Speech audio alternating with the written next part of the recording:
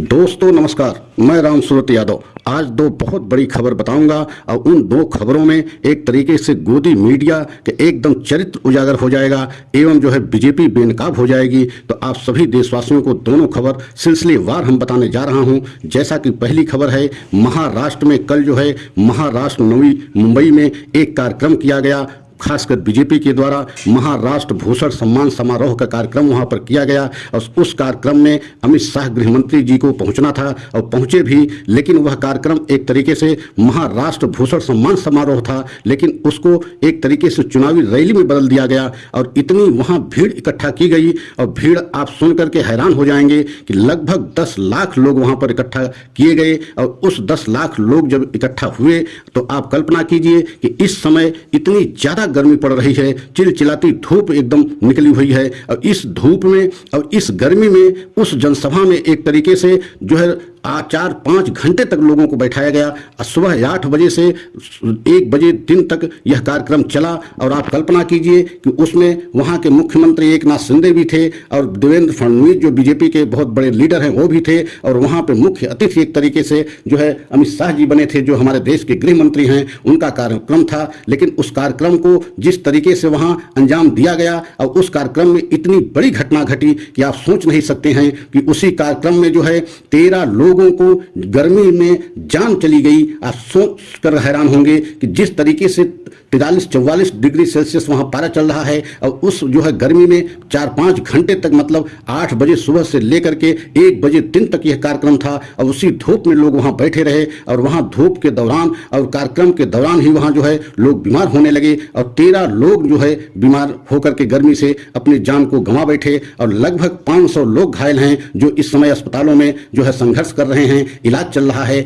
लेकिन आप कल्पना कीजिए इतनी बड़ी रैली करने की क्या आवश्यकता थी, जबकि यह रैली नहीं थी, एक जो है महाराष्ट्र भूषण सम्मान समारोह का कार्यक्रम था, लेकिन उसको रैली में बदला गया और रैली के रूप में 10 लाख लोगों को इकट्ठा किया गया। लेकिन आप सोच सकते हैं कि इतनी बड़ी घटना होने के बाद भी गोदी मीडिया एकदम जो है चुप रहा। इस मामले को किसी चैनल पर या किसी अखबार में कहीं नहीं दिखाया गया, जिससे कि देश के लोग इस बात को न जान पाए कि जो है अमित शाह जी की रैली में इतनी बड़ी घटना हो गई। आप सोच नहीं सकते हैं, कहीं यही घटना राहुल गांधी की रैली में हुई होती तो आज पूरे देश में एक तरीके से गोदी मीडिया तूफान खड़ा कर देता और इतना ज्यादा चर्चा का विषय बना देता कि पूरे देश में एक तरीके से इसी रैली को लेकर के चर्चा का विषय बन जाता। लेकिन जिस तरीके से महाराष्ट्र में यह घटना घटी और खासकर अमित शाह की मौजूदगी में और उन्हीं की रैली में यह घटना घटी, लेकिन गोदी मीडिया एकदम चुप रहा और इस खबर को कहीं नहीं दिखाया। लेकिन हम सभी देशवासियों को यह खबर पहुंचा रहे हैं और हमारे जैसे और कई जो है जो चैनल हैं जो इस खबर को पहुंचा रहे हैं,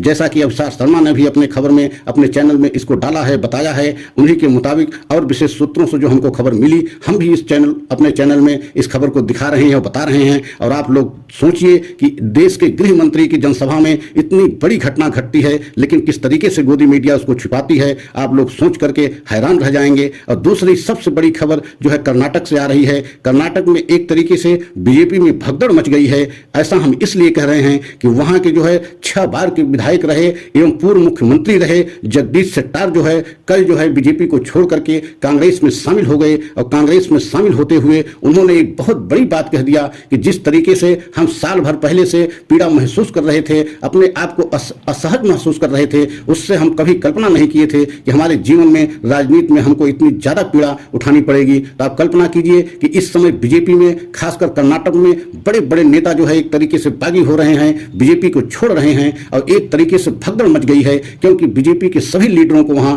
अब एहसास हो गया है कि बीजेपी में भविष्य कर्नाटक में सुरक्षित नहीं है। और यही वजह है कि सब बीजेपी को छोड़ करके कर्नाटक में कांग्रेस का दामन थाम रहे हैं। अब आने वाले समय में संकेत यही दिख रहा है कि कांग्रेस की सरकार कर्नाटक में बनने जा रही है। लेकिन कर्नाटक की खबर को लेकर के भी जिस तरीके से गोदी मीडिया एकदम जो है बराबर की टक्कर दिखाई दे रही है और यही दिखा रहा है गोदी मीडिया कि वहां बराबर की टक्कर है कांग्रेस और बीजेपी में, जबकि वहां के जिस तरीके से बीजेपी के नेताओं में भगदड़ मची है और बड़े बड़े लीडर यहां तक कि पूर्व सीएम रह चुके हैं, मतलब पहले मुख्यमंत्री रह चुके हैं, और वह इस तरीके से छोड़ करके बीजेपी को भाग रहे हैं, कांग्रेस में शामिल हो रहे हैं, तो इसका मतलब है वहां की स्थिति इस समय बीजेपी के लिए बहुत ही नाजुक हो गई है। और यही वजह है कि अब कर्नाटक में जिस तरीके से पूरे कर्नाटक के बीजेपी के नेताओं में एक तरीके से आपाधापी मच गई है, सभी बीजेपी के नेता किसी न किसी रूप से कांग्रेस में टिकट लेने के जुआड़ में रहे और कांग्रेस में शामिल होने की एकदम जो है फिराक में है, और बीजेपी एकदम वहां बैकफुट पर पहुंच गई है,